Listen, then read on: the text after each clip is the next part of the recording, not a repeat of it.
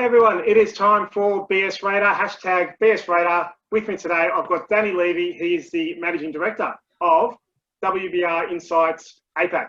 G'day Danny, how are you? Hey Russ, doing well, thanks. How are you? Yeah, doing really well, thank you. For those that haven't tuned in before, there's still some out there. Basically today, what we're going to talk about is I tap founders and leaders on the shoulder and I ask them for their one hot tip when they're interviewing someone of how they sniff out the BS. What just makes me go, oh, it just doesn't quite sound right. And Danny, you've been doing this a long time. You've been in Singapore there for 10 years. What is it that sets off that BS radar of yours? Go. Thanks, Russ. Yeah, so a big part of my job is interviewing sales candidates. Yep. And here in Singapore, I find that it's a very difficult position to hire for. And I think the mistake I've made in the past and the mistake I see other people making for this position is that they tend to hire people that they like instead of people who will be good at the job. Yeah. I think we all know sales professionals, sales candidates tend to have quite a lot of bravado, maybe they're good conversationalists. So in an interview, I'm not really very interested in things that have gone well previously.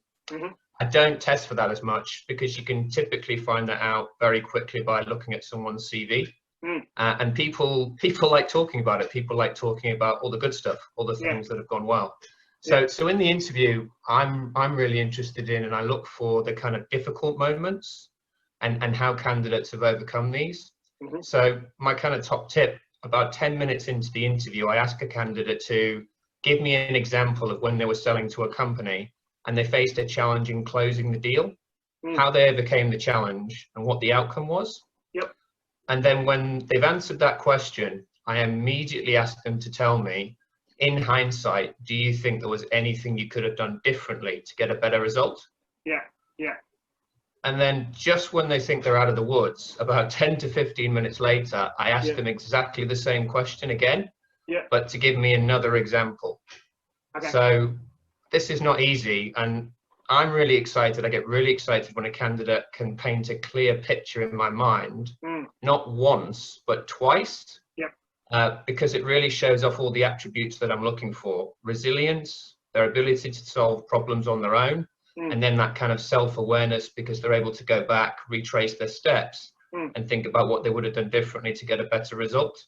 And unfortunately, I've interviewed so many candidates over the last 10 years that really struggle with these questions. They're unable to come up with examples, or the examples they give are kind of very vague and surface level. And I've had other candidates that just get confused halfway through telling the story. The story doesn't really make sense, and then they can't really finish it up properly. So, and then the kind of what you would do differently in hindsight question, for whatever reason, it really throws a lot of people off. They just can't think of what they would have done differently. They think they did everything right. So when this, I think that they either can't think of what they would do differently, or they just don't want to share that, or they want, you know what I mean? Like they're in an interview. I feel like, you know, oh God, do I really want to let that out? Like, I feel like sometimes the answer's right there, and they're just, I know exactly what you're saying. So continue. They don't want to be vulnerable, right? They don't want to show any weakness. But I think actually now, the candidates that show that vulnerability is super important. I think we've seen that this year through the health pandemic.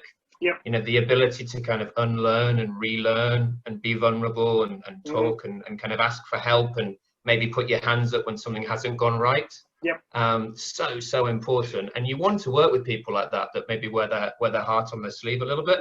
So that's why I would always stress the importance of asking these questions and always going back to those kind of core attributes. Do they have that? Because really everything else can be trained. Everything else can be trained, but if you don't have the resilience, if you're not very entrepreneurial minded, if you can't solve problems on your own, if you're not self-aware, then it's going to be super difficult to have that person in your team and to get the best out of that person over the long term.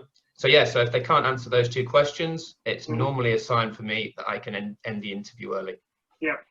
Excellent. I love that. So you're asking the question, you're asking it again, you're getting them to really clearly communicate what they did, how they might do it differently, seeing how coachable they are, seeing if there's humility there. Love it. Love it. Cool, Danny. Thanks so much for jumping on BS Radar. If anyone's got any questions or comments, jump on below, leave a comment. You should follow Danny if you're not already. He's got a great podcast called Digital Transformation and Leadership. And if you listen to podcasts, you can easily find it. If you don't, it's on Apple Podcasts, Spotify, and Google Podcasts. Perfect. Cool, Danny. Thanks so much for your time. Russ, thank you so much for having me.